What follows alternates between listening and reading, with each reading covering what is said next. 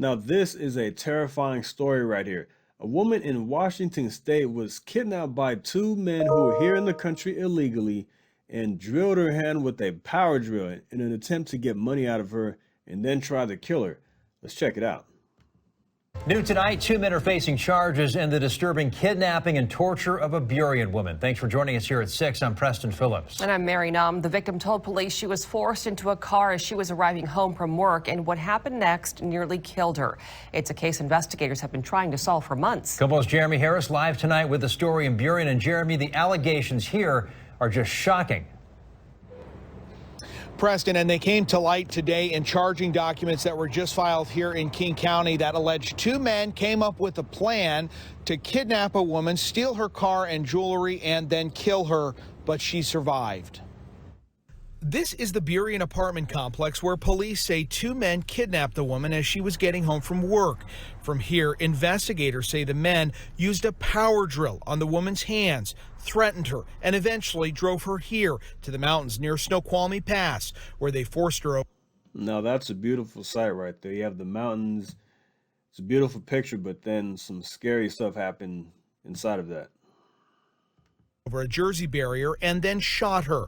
She told police she played dead and waited for the men to leave before flagging down help. After months of work from the King County Sheriff's Office and the FBI, two men, Alexander Arnaez and Kevin Sanabria, are now in custody, charged with kidnapping, robbery, and attempted murder. While in that vehicle, they used a power drill to drill into her hand to get access to her cell phone as well as bank accounts. There were threats made during this time as well to kill the victim, kill her family, feed her to the bears. Investigators noted in their report that the victim and witnesses had extreme fear of retaliation, noting one of the men has possible ties to a Venezuelan gang. You need people to help you. Retired sheriff's investigator Jim Fuda says fear among victims and witnesses can be frustrating. How does it impact that when you have community members and witnesses who are afraid for their own safety if they speak up? It makes it difficult to get information, but that's why Crime Stoppers exists, is that if people want to report something or get something to the police, they can do it anonymously. Today, the people who live here told us off camera they know what happened and even heard the screaming when the woman was kidnapped, but they feared being targeted if they spoke up. Now, charges for both men: kidnapping, robbery, attempted murder with firearm enhancements.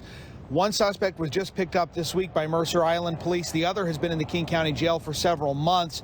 Both are expected in court later this month. Reporting live in Burien, Jeremy Harris, KOMO News. That's that's like some movie type stuff right there. I'm serious. That's something you hear out of a movie. Kidnapping a woman and anybody, drilling, using a power drill in their hand to get money out of them. This is from Daily Mail. This is where states where the Venezuelan gang TDA is operating now. You have all these states here, 25 states, half of the country. And a lot of this, in the southwest region of the country, the southern borders right here, so you have easy access if you get in. And we hear a lot of these stories like this out of blue states, Washington, Colorado. They have sanctuary policies there. California is a sanctuary state. So I'm thankful for the efforts by the Trump administration to move very swiftly on getting these people out of the country. They've deported hundreds of members of this Venezuelan gang. Now, let's get back to the woman here. She's 58 years old, and as the story said, they wanted access to her purse, credit cards, jewelry, and $20,000 worth of gold she was carrying. Man, that's feed her to the bears?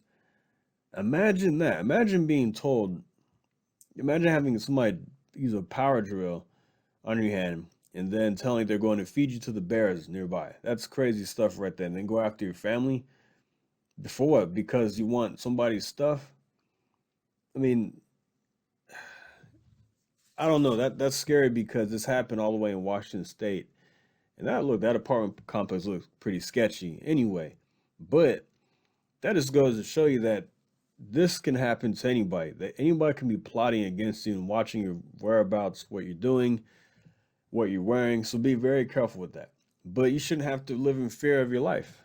You shouldn't be that way. So look, we have criminals here that are American citizens. We have people here in the country illegally that are committing heinous crimes like this one.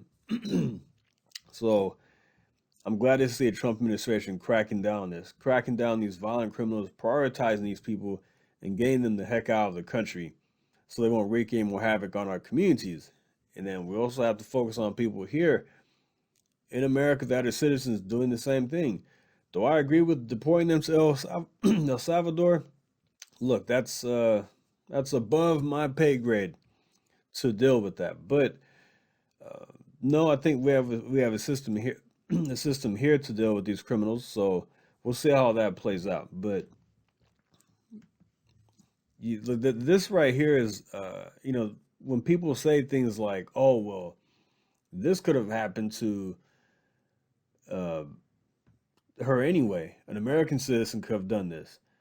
She could have been hurt by somebody else." That's a stupid argument because these guys should not have been here. So forget the fact, though, it's like you're justifying the fact they were in the country illegally. It boggles my mind. And it's like when in Colorado, when that stuff happened with the apartment complexes in Aurora, and city people and city council, whoever was saying, well, it's only, I think it was the mayor. He says only concentrated in a few apartment complexes. Maybe somebody in Congress said, I don't know, but just a few apartment complexes. I mean, one is too many. So you mean to tell me, where I live, if my police department or whoever, the mayor, whoever said, well, it's only concentrated into a few complexes. I mean, that's not a very good argument right there, is it? So yeah, I'm going to leave that right there because I have more to get to. But that's a scary story. That's like a plot from a movie right there.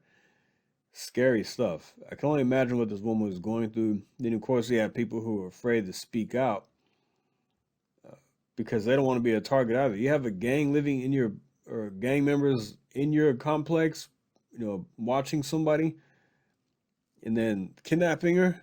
Yeah, of course, anybody would be afraid to speak out. But I'm glad they have programs out there so you can do it anonymously, like the guy was saying, to make it easier. I'm going to leave that right there. Like and subscribe, and I'll see you next time. Thank you. Take care.